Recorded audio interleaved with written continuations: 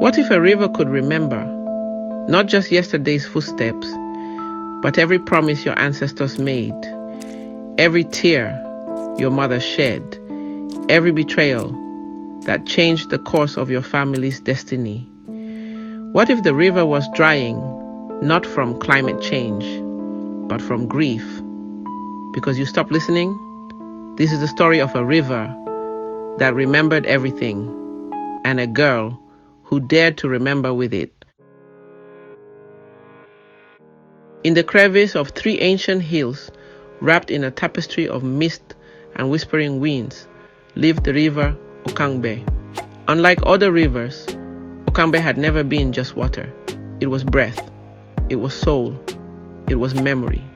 The elders of old spoke of it as a spirit, the spine of the land, the tongue of the ancestors. It did not simply flow, it listened, carried, and recorded. The people of the village once revered Okangbe. When a child was born, their umbilical cord was buried at its banks. When elders passed, their last words were whispered into its current. Lovers made vows before it. Warriors washed their hands in it before and after battle. And every harvest began with a libation poured into its soil. The people of the village came from many tribes: Igbo, Bantu, Berber, Ashanti. Over time, newer generations brought in Ethiopian spices, Haitian prayers, and even echoes of the old Jewish psalms and Arab desert songs. This village was a living mosaic. But despite their cultural blend, one thing united them: the sacredness of the river. But with time, memory began to fade. The river still flowed, but it carried not songs, but sewage. Offerings turned into plastic bottles. Rituals became ceremonies for display. The people grew proud, believing their success came from business, not blessings. From foreign schooling, not ancestral alignment. The river stopped singing. It dulled, it grieved, it began to dry, not from lack of rain, but from the burden of forgotten truth. And when it dried, so did the hearts of the people. Atiri was born during an eclipse. The old women who helped deliver her said her eyes had the color of soaked soil, dark, mysterious, and full of knowing. Her father, a Ghanaian priest who ran from his temple vows, had married her mother, a mute Cameroonian herbalist who spoke only in colors and dreams. From both, Atiri inherited the gift of seeing what others refused to see. From a young age, Atiri could hear things others couldn't. She would sit by dead trees and hum as if listening.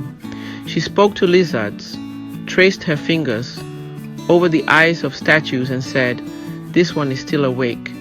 Her mother would sometimes watch her in silence and weep, not out of fear, but recognition. She never fit in. Atiri's peers mocked her. Teachers called her distracted, and villagers called her the river's mistake. But she never stopped listening, especially to Okangbe. Even though it had become forgotten ditch, she returned every day. She'd pour spring water into its dried up vein and whisper, "Forgive us, I remember."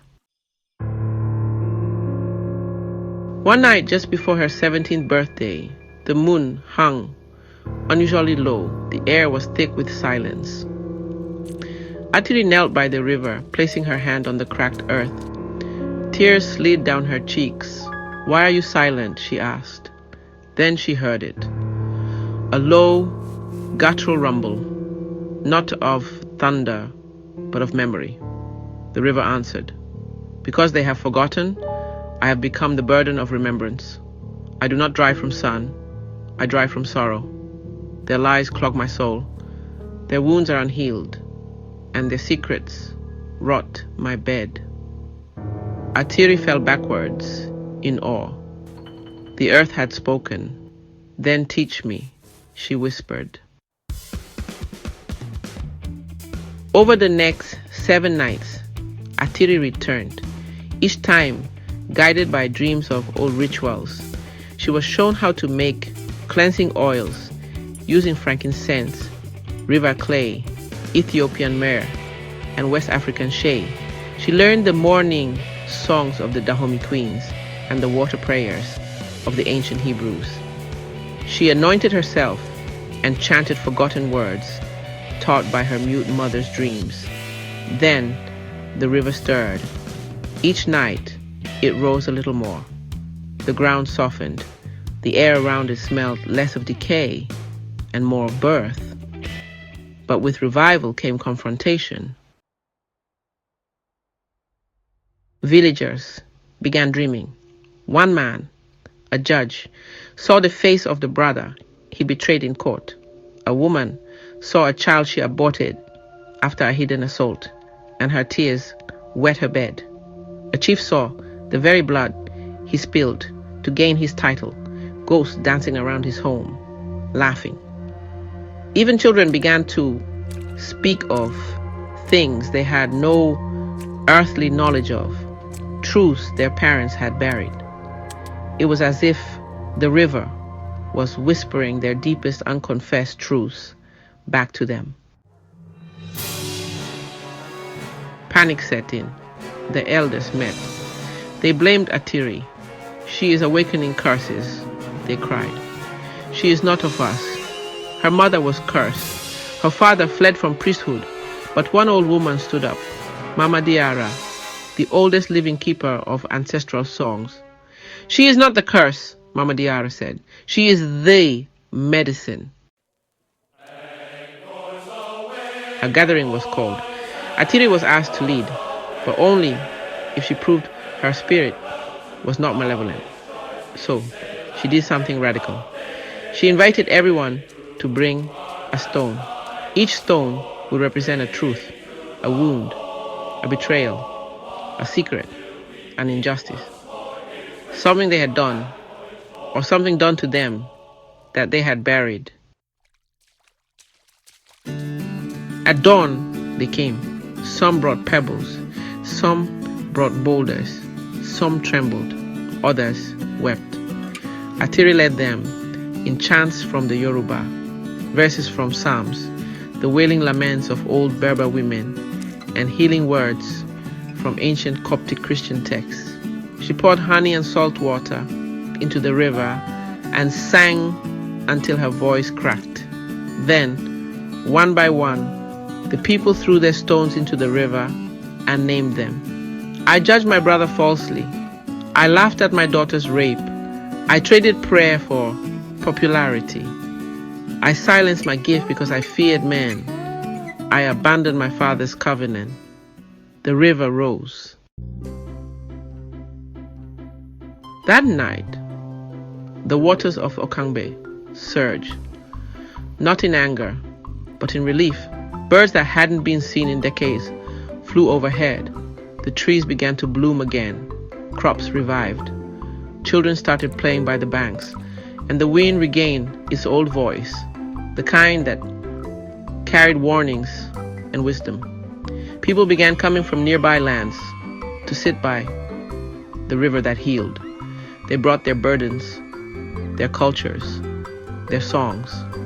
A new covenant was made, not just with the river, but with truth. And Atiri, she became the bridge walker, a living oracle, not of doom, but of memory and restoration. She did not build a temple. She was the temple. What rivers in your life have you silenced? What promises have your ancestors made that you've abandoned? What buried truth still poisons your soul because you were taught that forgetting was easier than facing. The river remembers. Your body remembers. The land remembers. But remembering isn't punishment. It's the first step toward healing. To heal, you must confess. To confess, you must remember. Let your tears be the libation.